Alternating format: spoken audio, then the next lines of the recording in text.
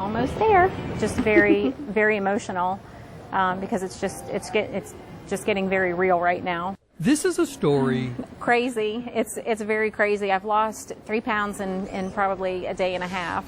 Of lost and found. But I don't recommend this diet to anybody. Karen Thurbin's mother is coming to see her and her family. 464. So she should have been here by now. And to understand why they came to the airport with a healthy supply of Kleenex. Out there. Nervous? Yes, I'm nervous. I'm very nervous. You have to go back to the beginning, 1966. It was very scary, especially back in those days. It was very scary.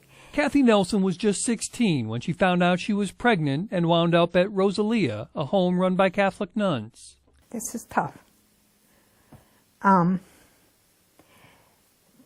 They really tried to discourage us from seeing them after they were born.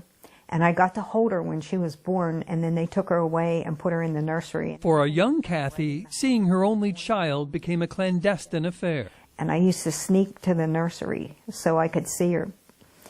And I think the last time I saw her, she was about 4 days old. She had to give the baby up. Oh, it was the hardest thing I've ever had to do. I mean, that's your child, you know, and... Karen carried that burden as well. You just go through life with this empty feeling. So empty that even though she was adopted by a loving family, by the 3rd grade... I went home from school that day and told my mom I couldn't do my family tree. And she said, well, why can't you do your family tree? And I said, because I don't know my family. Karen's adoptive parents were very supportive of her desire to find her biological parents. And I was registering on every adoption website I could find. She had a DNA test done. And then my husband found out that he could upload my raw data to MyHeritage.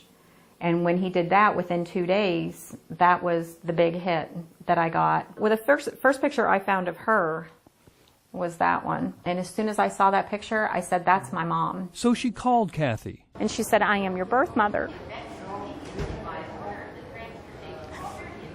And there's just nothing that can explain the feeling of hearing that. Just waited all my life. And then she confirmed it. All of which takes us back... I just can't be still. To the airport. I know. Waiting for Delta Flight 464. Is that her? That is her, that's her, that's her. A day 50 years in the making when Kathy Nelson finally gets to hold her girl once again. It's about damn time. Tears of anguish have finally given way to tears of joy. Oh my God. This is so great. Kathy never got to take her baby home. I don't think it can get any better. But Karen now gets to take her mother home. I mean, it just doesn't seem possible. It doesn't. There it is, right there. See it? Where they discover that home truly is where the heart is. There is... There's a connection. There's absolutely a connection. The DNA is just so strong that... Oh my God! See, it's just so weird looking at her because it's like looking at myself. Like it is. 17 years from now, that's what I'm going to look like. And no place, you lucky devil, I know, is more happily ever after than home, sweet home. Oh well, that's fine. Bob Buckley, Fox 8 News. And then there was another one on the way to, but I've gotten a lot of things. A couple of hammers here. Grab one of those chisels. A pair of screwdrivers there. There we go. Something of a Noah's Ark of toolboxes. It gives you something to have. And pretty soon you'll have what you need to put a life back together. Each box worth hundreds of dollars if you bought what's in it. It's a morale booster. Worth more than words can say to those who receive it for free. Oh, yeah, for sure. I get emails every day from caregivers saying, you know, this toolbox could have saved my husband's life. What do you call this? We call this, really, we put a name on it, a hero haul. Bud Shepard has made it his late-in-life mission. Yeah, it's hundreds of them back there. To make sure that every wounded veteran gets a box of high-end tools. Every photo's got a smile on his face. And he keeps photos of most of them. There's a lot of interesting people in this, on these walls in here. In the building where they put it all together in Burlington. Every picture has a story behind it. Lopez, he's just my all-time favorite. Men and even a few women who quite literally gave much more of themselves for their country than most of us will ever be asked to. He had both his arms and both legs blown off. For 5 years now, have received a free box of tools from Bud Shepard and his organization. First year they were probably doing a couple a month. We bumped it up. We're shipping up to sometimes 20 boxes a day now. You know, we ship these boxes everywhere, even Alaska and Hawaii. And when the destination is a little closer, It's fixing to get real excited when that guy shows up. Bud will take it to the veteran and present it personally. This is not born of the guilt of those who never served. That's me right there. Bud Shepard was in the Army Air Corps in World War II, flying missions over Germany. In Bud's day, though, soldiers didn't survive injuries like this. These guys are something else now. It's just so many of them. And Bud and his organization have to hunt them down. When we ship a toolbox to one of these guys, we tell them it's a string attached to it.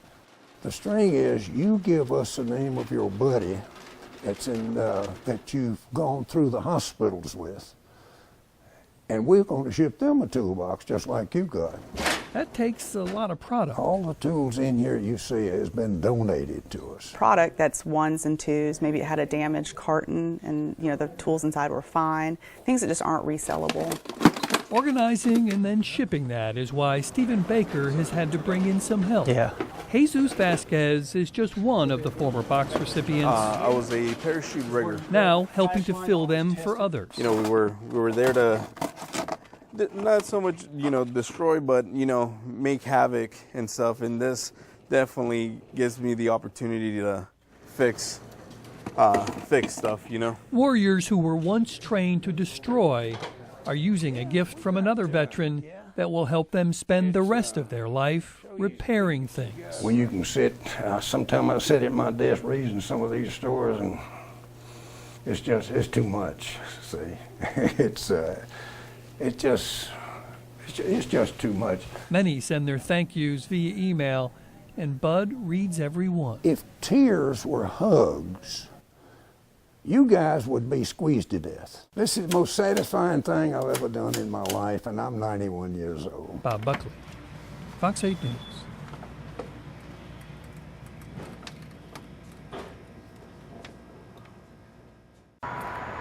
At Central Prison in Raleigh, there are inmates here for offenses DWI. plenty serious. I knew better. Others for things seemingly inconsequential. I stole a GPS from Walmart. But it's often for an unforeseen sentence I've got cancer. from the judge on the highest of courts. Multiple tumors. There's one here on the lymph node, and This one on the colon. is the state's most unusual hospital. Everywhere from the state of North Carolina, if an inmate gets sick in the prison system, they're coming to see us. So when you compare this to a community hospital, the only difference is you have locked doors. You stay awake, otherwise it's just the same. Give a deep breath. But no longer dealing with the same group of people. When was the last time you went to see the oncologist? In the 2 decades Dr. Olushola Matiko has been here, the percentage of North Carolinians in prison has gone down. But we're getting sicker patients now. Much of that has to do with a rapidly aging population. In those 20 years, the number of inmates who are now older than 50 and the group older than 60 have both increased more than 500%. As if sentence length is extended and longer sentences are given, one thing that's going to happen for sure, people are going to get old. And when people get old, they need care. With many of the patients, including younger ones like William Brown, Really, really hard. the clock is ticking. In February, they told me I had 12 to 18 months of life left. It is capital punishment Horrible. by nature. Sometimes when I'm laying here sick, I think that's over with. It can be difficult to keep your spirits up in a place where sunlight is rationed by the sliver. I don't want to die here. And it scares me to death that I might.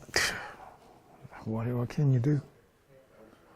That's when you talk about saying giving up hope. That's when you think about giving up hope. For some, Right. this is far better care than they would have gotten on the outside. I don't know that I would have I cared enough to provide myself with this kind of care. Since the state opened this in-prison hospital 6 years ago, they've been able to cut their outside costs by a third. But there are fewer and fewer ways to save money, and it appears the wave of sick inmates will only keep coming. I think the good thing is you got very good spirit. Bob Buckley. Just keep the faith. Fox 8 News.